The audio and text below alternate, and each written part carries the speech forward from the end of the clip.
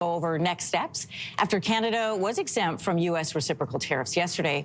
For more on that planned meeting, we are joined from St. John's by Newfoundland and Labrador Premier Andrew Furey. Welcome. Good morning. How are you this morning? I'm doing well. I'm more curious how things are landing in Newfoundland and Labrador. Prime Minister Carney saying that Canada's approach would be with purpose and force. What does that look like on a provincial level for you? Well, I think yesterday we saw some reason for partial relief. I don't think Canadians should be completely relieved with yesterday's announcement at all. While we may not have been on the presidential placard, the tariffs that have been in place to date remain.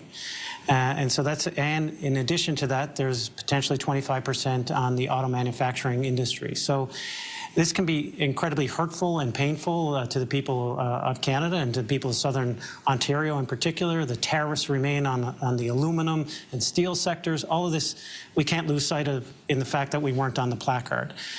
So I have a significant concern from yesterday, and I believe the Prime Minister's language was appropriate in that we need to be strategic and proportional but firm in our response to these continued tariffs and an attack on the Canadian economy. Part of the reason that we're so keen to speak with the premiers, especially during this federal election campaign, is because it feels like the real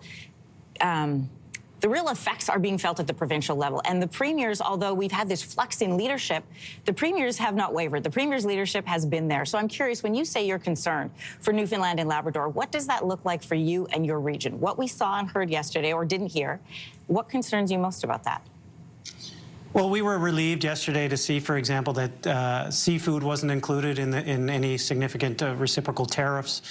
But I have significant concern. When a family who works in the auto manufacturing industry in Ontario hurts, people in Newfoundland and Labrador hurt. When a miner or a worker in the steel industry in Hamilton hurts, someone in Newfoundland and Labrador hurts. So we want to be there with a united Team Canada approach to support all the industries across the country. I maintained from day one that Canada had to have a united front that respected regional specificities and sensitivities. The absolute worst case scenario is if the President of the United States' actions allows for region versus region in a debate, or industry versus industry. That's the absolute worst case scenario, because then you have a divided, weakened country. And the premiers, thank God, have all been on the same page largely on maintaining a united front and protecting all our industries and all our regions. The Prime Minister, Mark Carney, in his capacity as the Prime Minister, has had a meeting with you last Friday. He's going to have another meeting at 10 a.m. I'll get to that in just a moment. But I'm curious what you heard in that meeting on Friday from Prime Minister Carney and then heard from President Trump yesterday. How much do you attribute to what we saw or didn't see about Canada yesterday from the White House to the phone call that you had with Mark Carney last Friday? Well, I'd like to think that the hard work of the premiers, the hard work of Minister LeBlanc, Minister Joly, and the Prime Minister has paid off in that we weren't front and center in these reciprocal tariffs. Again, there are still tariffs in place, so this is not, this should not be a day of celebration in Canada. It should be a day of reflection on what tariffs exist and how we move forward to eliminate the existing tariffs, whether they're fentanyl tariffs or the ones on aluminum and steel. I do think that in addition to the economic issues and the fiscal issues surrounding the tariffs, what we have seen from the President, and I'll give the Prime Minister full credit, is a change in tone.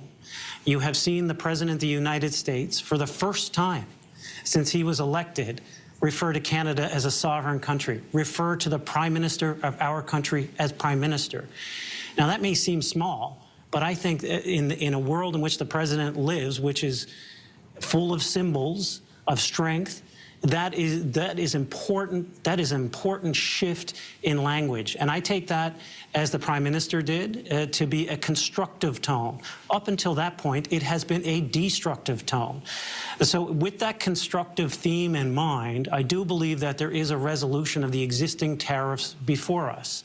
And I do think calmer, mature heads will prevail, especially in the auto sector. And we can come to a resolution that works for Americans and Canadians alike. Premier Furey, I want to turn back to the federal election campaign for just a moment. You had been calling on the next federal government to eliminate tolls on marine Atlantic ferries, and you've called those fees barriers to interprovincial trade, which is something this country has recommitted itself to with a summer deadline. Those ferries connect people and cargo, just to give everybody a sense of what we're talking about, between Newfoundland and Nova Scotia. You can see sort of the route there.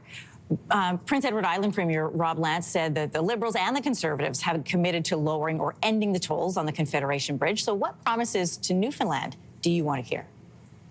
Well, I would like to hear the same for Newfoundland and Labrador. This is not just a matter of eliminating internal trade barriers, although it is that, because every good and service produced here in Newfoundland on the island portion has to be exported through Marine Atlantic, which is an additional barrier to our trade. It's not just that. It is not just that it is constitutionally guaranteed in our terms of union 75 years ago, although it is that as well. It is a question of fairness. We would like, if they're going to eliminate the tolls for the people of Prince Edward Island, and I applaud that policy decision, and the people of Prince Edward Island should have no tolls on that bridge. But we expect and demand that that fairness be applied to Newfoundland and Labrador as well.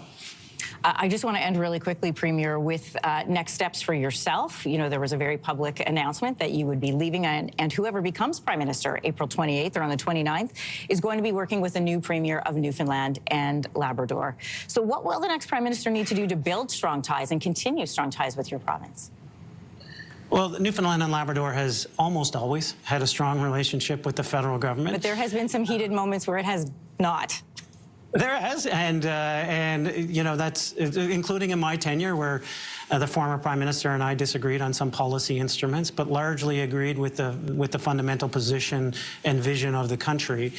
It is important for Newfoundland and Labrador to have a strong voice at the federal table, and by the way, we have incredible demands right now from Newfoundland and Labrador. We want the next Prime Minister, the next administration, to really consider equalization, because we think we're being unfairly evaluated within the equalization formula. We also want the fishery to be jointly managed. Right now, our offshore oil and gas is jointly managed between the federal government and the provincial government. That same model can and should apply to fisheries, so that we can make a sound, scientific-based decisions within the fishery, but one that also reflects the communities with fishermen's input and other things.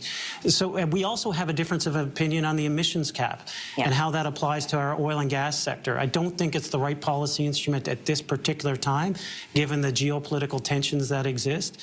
We need to make sure that we are doing everything that we can to accelerate oil and gas production here in Newfoundland and Labrador, not just from an industrial or economic perspective, but from an environmental one as well, because we have some of the lowest carbon oil and gas products in the world.